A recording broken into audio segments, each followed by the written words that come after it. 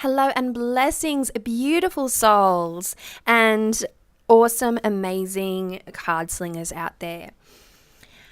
I filmed this unboxing the other day and this flip through as well. Obviously, it's an unboxing and a flip through, but I lost the audio in a series of tragic technological events.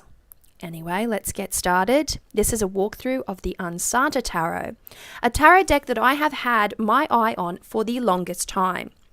This is the German edition of the Ansata Tarot. This is the tuck box, and it comes with a little white book, all of which is in German, of course. And, that doesn't really bother me because the artwork of this deck is absolutely stunningly beautiful, and I have had my eye on it forever. It is out of print, or it could be in print now, but it's been out of print so many times. And when I saw this come up in the Australian Tarot and Oracle Buy, Swap and Sell, I decided to launch in and grab it shortly after I relieved myself of quite a few decks.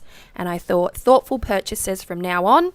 This one really works with my zero waste lifestyle. So this is a pre-owned deck, and I'm going to zoom you in. Here we go with the Fool. Oh my goodness gracious me. Can we just look at this image, please? It feels so sacred. I have to light some Palo Santo. Oh my gosh. On my list for so long, and finally in my hot little hands, yes, I'm going to light some Palo Santo, and I'm going to create a sense of sacred space. So I'm really going to wrap that holy wood smoke around the deck itself. If I haven't said before, this is a majors only, ugliest backing in the world. The backing of this deck, I just don't understand it. It doesn't do justice to the images. The images are so beautiful. And then you turn around and you've got this it confuses me. It's very perplexing. I don't like it. But the actual images themselves, So I'm going to spritz with a little bit of tarot spray, courtesy of the Witch's Moon. It is divinely scented, let me just tell you.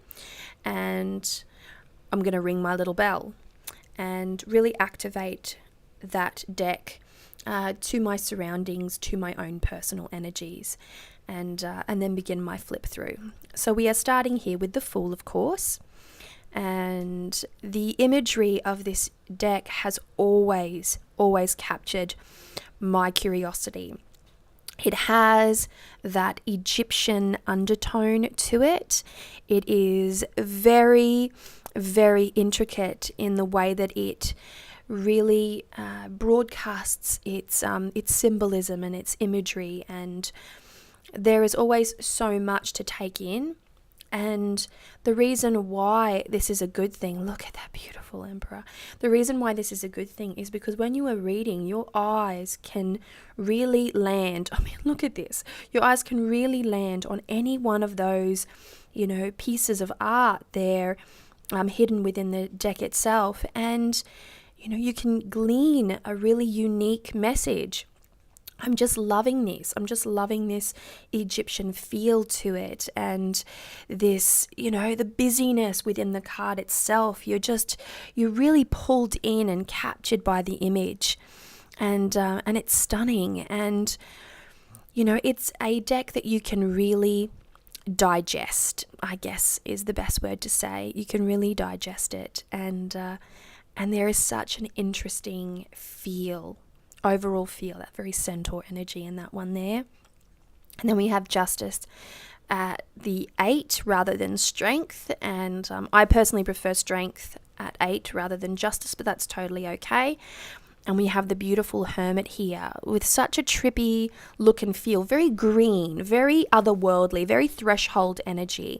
And it really draws you into that otherworld sort of paradigm and gets you thinking. And it's a bit bizarre, and that's quite why I like it. We have the Wheel here, and a really beautiful, very simple wheel card.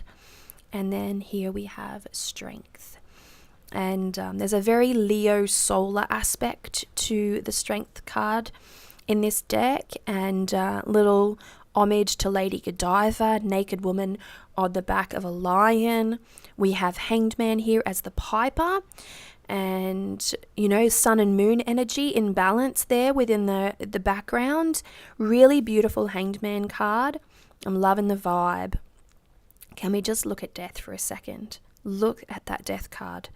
Oh my God, that is a death card to remember.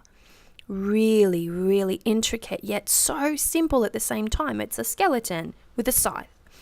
And yet there's so much going on in the color palette, and oh my goodness, I can't even with this one. I just can't even.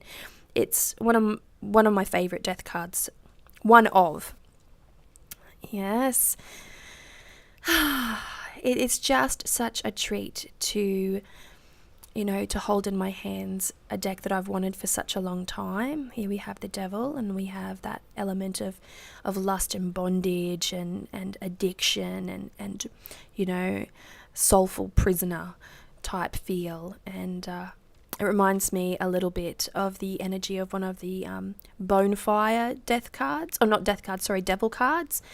Same sort of thing, chained and what have you. Here we have the Tower.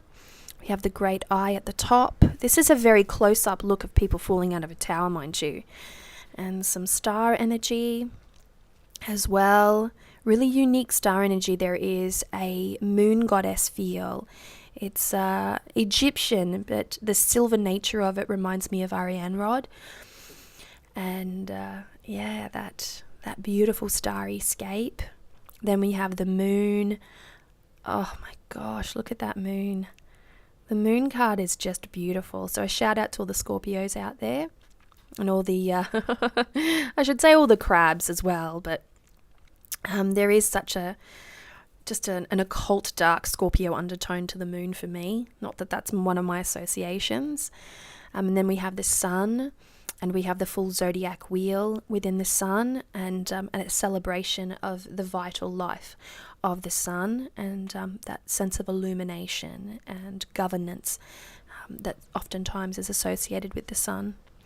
We have the giant trumpet here for judgment, and it's impossible not to know what this card is because of that giant trumpet. It is such a staple in many Rider-Waite decks, the angel with the trumpet of reckoning. And there is a beautiful animal energy, and that was the world card, obviously. There's a beautiful animal energy to this deck. There is a beautiful just overall look and feel, and there are the authors and creators of the deck itself. As you can see, it is very German.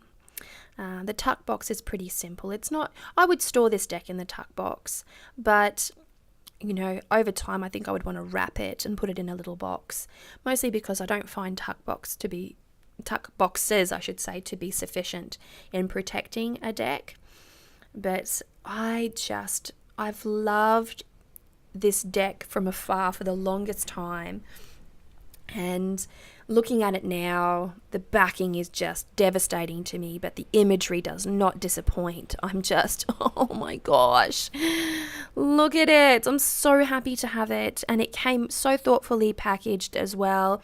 It came within a really timely fashion, so I would definitely consider going onto these trade websites again. This is actually my first time going to a trade Facebook page, and I was not disappointed.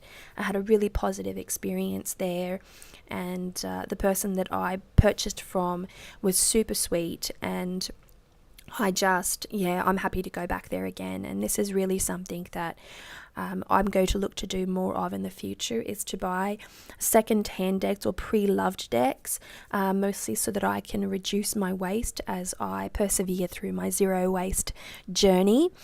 And I'm just really looking forward to just to experimenting with this deck, and to use this very first Majors Only deck of mine, and just to have a really, really good time with that. So that is the Ansata Tarot. Thanks for hanging out with me.